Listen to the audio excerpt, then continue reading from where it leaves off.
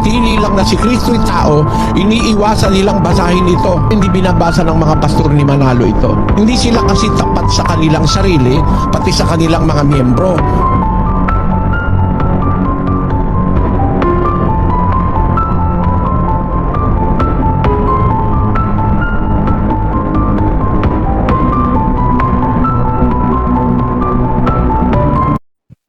Magandang araw po sa inyo. Narito at sasagutin po natin ang paratang ni Eliseo Soriano sa Iglesia ni Cristo tungkol sa 1:1:18. Pakinggan natin ang kanyang sinasabi at sagutin natin. Ito hindi binabasa ng mga pastor ni Manalo ito. Pero note ninyo, hindi sila kasi tapat sa kanilang sarili, pati sa kanilang mga miyembro. Tingnan natin kung sino ang hindi tapat sa kanyang sarili at sa kanyang mga miyembro. Para manatili lang na si Kristo'y tao, iniiwasan nilang basahin ito. Basahin natin ang 1:18 ng Juan. Walang taong nakakita kailanman sa Diyos. Ang bugtong na Diyos na nasa sinapupunan ng Ama, siya ang nagpakilala sa Kanya. Ayan, lumitaw ang unang kasinungalingan ni Soriano. Sapagkat dito po, sa 1:18 ng ang dating Biblia, ang mababasa daw dito ay ang bugtong na Diyos. Totoo ba na ang bugtong na Diyos ang mababasa sa 1:18 ng ang dating Biblia? Tulad ng ipinakikita ni Soriano sa kanyang programa? Ang nakikita po ninyo ngayon ay ang Bibliang ipinamahagi ng MCGI ni Soriano na kung tawagin nila ay ang dating Biblia, 1905. Ano po ang mababasa sa 1:18 ng ang dating Biblia, 1905?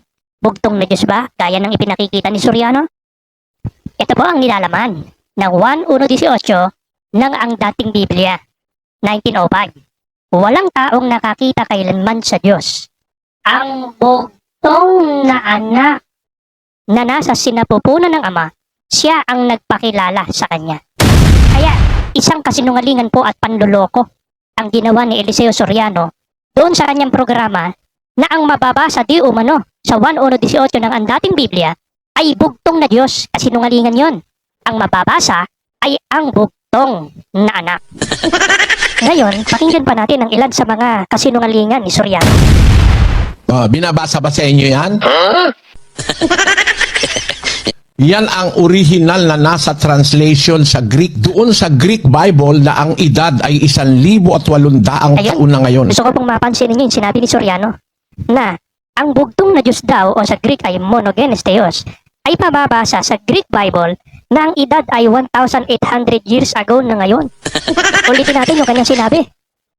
Yan ang original na nasa translation sa Greek. Doon sa Greek Bible na ang edad ay 1,800 taon na ngayon. Ngayon, alamin natin, alin ba yung tinutukoy ni Soriano na Greek Bible daw na 1,800 years ago na ang edad at ang nakasulat doon ay monogenes theos o ang bugtong na Diyos. Eto. Ayon, odis, ioraken popote, monogenes theos. Ayun. Ito pala yung sinasabi ni Soriano na Greek Bible na 1,800 years ago na daw. Ang Greek New Testament ni Westcott and Hort.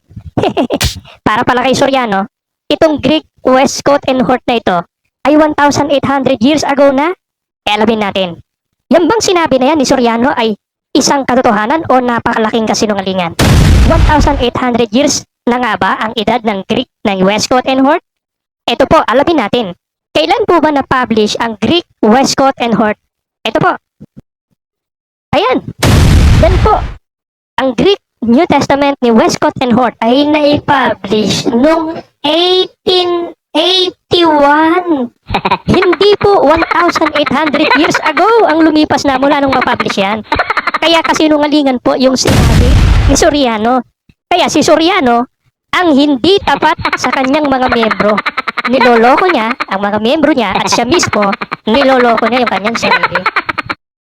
Kaya patunayan natin na dito sa 1:18 ng ang dating Biblia, hindi ang bugtong na Diyos ang talagang nakasulat dyan, kundi ang bugtong na anak. At yan ang nagpapatunay na nagsisinungaling si Soriano tungkol dyan. Dito naman, sa 1:18 ng Greek New Testament, Yan ay hindi 1,800 years ago ang edad. Kaya yung sinabi ni Soriano kanina, na hindi tapat sa kanilang sarili at sa kanyang miyembro, si Soriano po mismo yon. Siya ang hindi tapat sa kanyang sarili at sa kanyang miyembro dahil napatunayan nating nagsisinungaling siya. Ngayon, alamin natin, ano po ba ang sinasabi ng ilan sa mga Bible scholar tungkol sa monogenes Diyos o ang bugtong na Diyos na isa sa mga variant reading ng John 1:18. Ito po, basahin natin. Dito po sa aklat na pinamagatang The Orthodox Corruption of Scripture na isinulat ni Bart Ehrman ay ganito ang ating mababasa sa page 78. No one has seen God at any time, but the unique Son, homogenes huios, who is in the bosom of the Father, that one has made him known. The variant reading of the Alexandrian tradition, which substitutes God for Son, represent an orthodox corruption of the text. Kaya kahit may mababasa tayo sa mga Greek New Testament na monogenes Theos, yan po ay isang corrupted text. Isang dinayang talata in which the complete deity of Christ is affirmed. The unique God, homogenes Theos, who is in the bosom of the Father, that one has made him known. Pinatutunayan po dito ni Bart Ehrman na isang Bible scholar na ang reading na monogenes Theos or unique God ay isang orthodox corruption of the scripture. Kaya yung talatang ginagamit ni Soriano sa kanyang pagtuturo ay isang corrupted na talata naman. Kaya napatunayan natin, si Eliseo Soriano hindi lang kulang sa pag-aaral, kundi isa pang sinungaling.